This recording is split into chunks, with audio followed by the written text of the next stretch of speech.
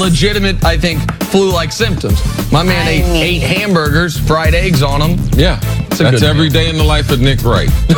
Cheating every day. I mean, honestly. See, you got to stop diet shaming me, man. Time for your AT&T wake-up call. So LeBron James will miss at least another 3 games with his groin injury. Lakers said they plan to reevaluate him on Wednesday. Nick, what was your reaction to this? My reaction to this was, as much as it pains me to say it, my man Chris Carter and the injuries. The only person on sports television that the moment this happened, even after when LeBron said dodged a bullet, when it seemed like it wasn't a big deal, Chris didn't believe it. Nope. I said I was hoping 3 to 5 games, maybe 5 to 8. It's now going to be at least 11 games missed minimum. I would think he'll be back after these 3 games, especially given who they have coming up. But you saw that this was a significant injury, and I didn't think it was. And the number 11 is significant because there's another superstar who had a growing injury, Steph Curry. He missed 11 games. And you got to listen to the athlete. Initially, LeBron said, I heard it pop. That means you know there's a significant strain there. Also, they were headed to Sacramento. They sent them back to Los Angeles. Like, I was reading the tea leaves. That means he got significant damage in there. And even LeBron James, I knew that this injury was going to take a significant time to recover. And this is all. We talk about Brady. These are all the things that are signs of times when you start to get lingering injuries to a guy who's avoided all injuries like no other superstar we've ever seen. This is now, amazingly, if he misses the 11 games, the single most significant injury of his career. All right, Colts and Chiefs facing off in the AFC divisional round. Andrew Luck going up against the presumptive MVP and Patrick Mahomes. Chris Carter, what do you think the key is in this matchup? The key is ball control. I know Frank Wright said, oh, no, we're not trying to conserve time. We're trying to score. Yeah. But I believe that Indy and their ability to be versatile offensively with Andrew Luck this season, 39 touchdown passes. Marlon Mack, especially in the last 4 games, averaging 100 yards in that offensive line. This is a team that's dangerous to the Chiefs because they can keep the ball away from Patty Mahomes, and that's the only defense in the NFL that will work. To me, the key is how healthy are the Colts actually. Mike Mitchell, one of their safeties, out.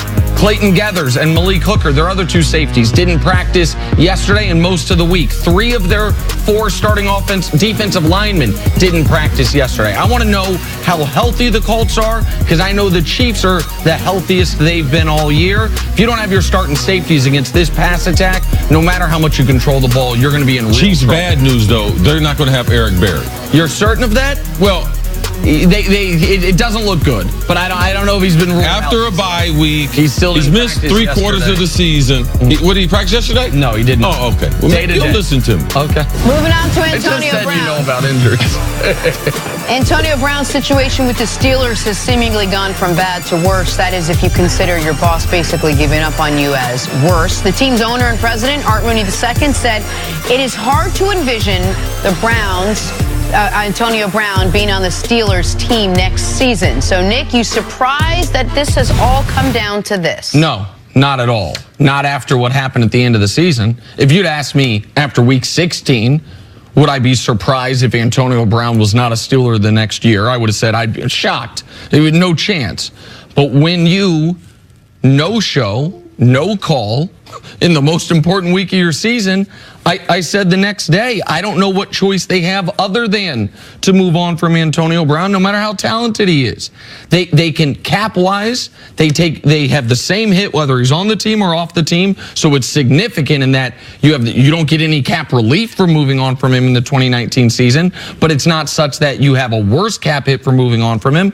And I don't know how you could ask Mike Tomlin to face that team again with Antonio Brown, who figuratively spit in his face in the final days of the season. So I think it's a shame. I think Antonio's going to should do, I don't know if he will, some soul searching about what he wants to do and what the type of player he wants to be known as, because we all know how brilliant he is on the field.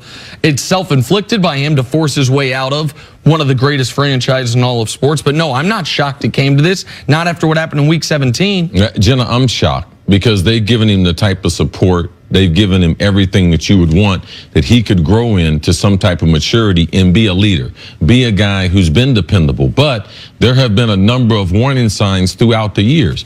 And I'm just going to say, as a former player and as someone who knows a lot of players in the league and a lot of coaches, I know a lot more information than I put on TV, because a lot of times it doesn't help, because a lot of the information that I have, you try to see if it's going to play out publicly. Like Ryan Clark, he made some comments that people knew about, but he finally commented about them because there was a similar behavior. But there's kind of been this kind of agreement between guys who have played the game. It's kind of like the sausage making factory. Everybody wants to eat sausage, but you don't want to see how it's made. And when you're inside these locker rooms, you know things about people. So I'm surprised that it came to this, because they have supported him at every step of his career. Yes, and they've given him every opportunity to continue to grow. And I'm also surprised when the Rooney family comes out and you ask them a question about one of their star players, ask them, do you see them here in the Pittsburgh Steelers uniform? And they say, no.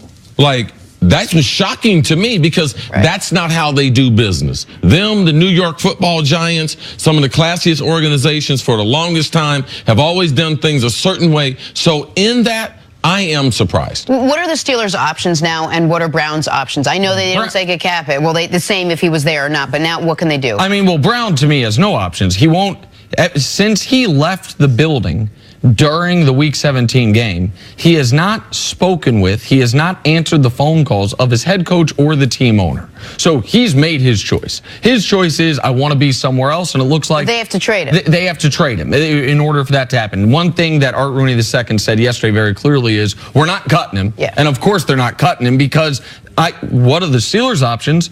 They can't trade him until March 1st, first day of the league year. They will have to trade him by March 5th. They don't have to, but if not, they're going to pay him a $2.5 million roster bonus. They don't want to do that. So sometime in the first week of March, I would imagine a team's going to give up a first-round pick and something for Antonio Brown. He's that talented, and his off-the-field issues aren't ones that are criminal to where you might turn off your fan base by acquiring him. Whoever trades for Antonio Brown, the fans are going to be excited. The coach is going to talk about, we just got the best receiver in football, and their football team will be better. It won't be more reliable, but their football team will be better, and they will have a lot of suitors for him. All right, let's move on to the Patriots now. They'll kick off their postseason against Phillip Rivers and the Chargers. They know the Chargers finished the regular season with a better record, a better defense, some would say better offense. But the Pats are trying to reach the Super Bowl for the fourth time in 5 years with a quarterback who, despite slowing down, is far from done. All right, Nick, how do they do it? How are the Patriots going to beat the Chargers at home, at Gillette? Well, I think that Chris's point yesterday that it's going to have to be a Sony Michel-centric offense rather than a Tom Brady-centric offense is a great one. I think that's accurate. I think that you can't drop Tom Brady back 35, 40 times against this pass rush when you know you don't have a bunch of receivers that are going to get open off the snap, that if they are going to get open, it's going to take time. So I think that's correct. I also think the other running back for the New England Patriots that's key in this game is James White. Yes. His ability to catch balls out of the backfield. And then on the other side of the football, can the Patriots secondary play to what the advanced stats say are their rankings, which is a top 3 secondary in football? That it's not just Stephon Gilmore, that the secondary as a whole, can they